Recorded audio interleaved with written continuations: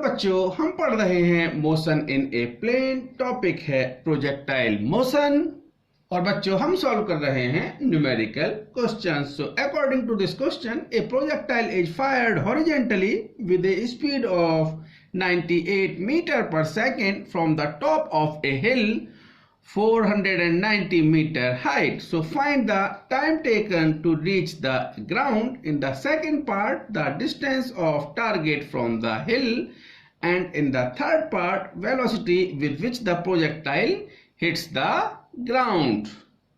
तो बच्चों क्वेश्चन की फिजिकल सिचुएशन ये है कि 490 मीटर की हाइट से एक ऑब्जेक्ट को 98 मीटर पर सेकंड की स्पीड से हॉरिजॉन्टल डायरेक्शन में थ्रो किया जाता है। तो बच्चों आपको फाइंड आउट करना है टाइम ऑफ फ्लाइट या time taken to reach the ground. In second part आपको फाइंड आउट करना है कि ये जो ऑब्जेक्ट है ये इस हिल से कितनी दूरी पर जाकर इस हॉरिजॉन्टल प्लेन पर टकराएगा।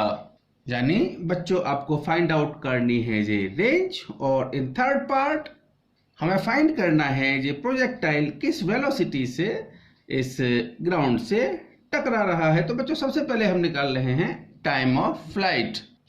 तो बच्चों time of flight find out करने के लिए हम इस ऑब्जेक्ट की वर्टिकल मोशन की एनालिसिस करते हैं।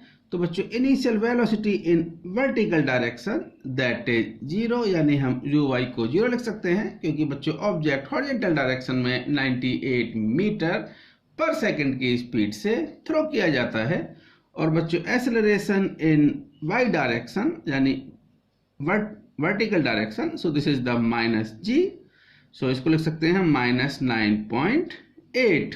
और बच्चों आप मोशन के पैरामीटर इस पॉइंट से ले रहे हैं, तो distance travelled by the object in vertical direction, so let is the h, this is the -490 metre, क्योंकि बच्चों इस हिल की जो हाइट है वो 490 मीटर है। तो बच्चों time of flight find out करने के लिए आप रिलेशन यूज कर सकते हैं s equal to ut plus half at square. So from here s is -490 metre that equal to uy। बच्चों ये तो आपका 0 है, so 0 into t plus half a is -9.8 into t square. तो बच्चों आप इसको सिंप्लीफाई कर सकते हैं। This 490 that equal to 1/2 into 9.8 into t square. So from here this t equal to 2 into 490 upon 9.8, और बच्चों इसका लेना है हमें अंडर रूट। तो बच्चों यहाँ से अगर हम सिंप्लीफाई करेंगे तो जो t की वैल्यू होगी that equal to this is the under root 100 and this is the 10 second, यानी टाइम ऑफ फ्लाइट बच्चों आपका 10 सेकेंड है। अब बच्चों हम बात करेंगे रेंज या distance of the target from the हिल। तो बच्चों रेंज के लिए हम निकाल सकते हैं r that equal to horizontal component of velocity into time of flight. तो बच्चों आपका हॉरिजॉन्टल जो वेलोसिटी है that is the 98 metre per second, and time of flight बच्चों जो आपने फाइंड आउट किया है दैट इज द 10 सेकेंड। तो बच्चों this range, so this is the 980 metre. तो बच्चों ये फर्स्ट पार्ट का आंसर है आपका टाइम ऑफ फ्लाइट, ये आपकी रेंज हो गई। थर्ड पार्ट में हमें velocity with which the projectile hits the ground find out करना है। बच्चों इसको आप थोड़ा ध्यान से देखिए। बच्चों देखिए ये ऑब्जेक्ट ग्राउंड से v वेलोसिटी से टकराता है। तो बच्चों वेलोसिटी के यहाँ पर दो कंपोनेंट होंगे, एक हॉरिजॉन्टल कंपोनेंट और एक vertical component in downward direction. और बच्चों इन दोनों कंपोनेंट्स के जो बीच का एंगल है वो 90 डिग्री होगा ही।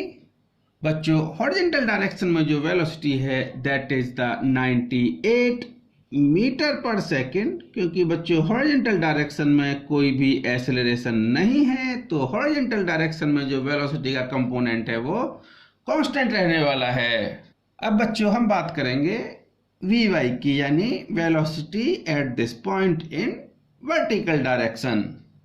तो बच्चों आप रिलेशन यूज कर सकते हैं, this vy equal to uy plus at।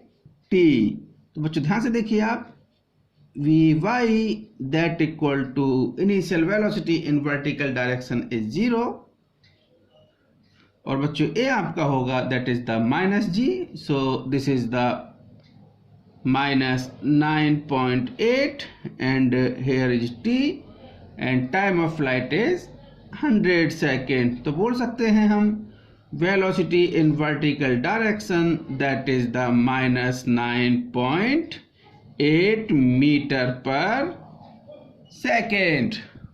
और बच्चों वेलोसिटी आपकी वेक्टर क्वांटिटी है, आपने देखा है दो वेक्टर का आपको रिजल्टेंट फाइंड आउट करना है। तो बच्चों आर स्क्वायर इक्वल टू था A square plus B square plus 2ab cos theta. तो बच्चों यहाँ पर देखिए जो रिजल्टेंट वेलोसिटी है आपको ये फाइंड आउट करनी है।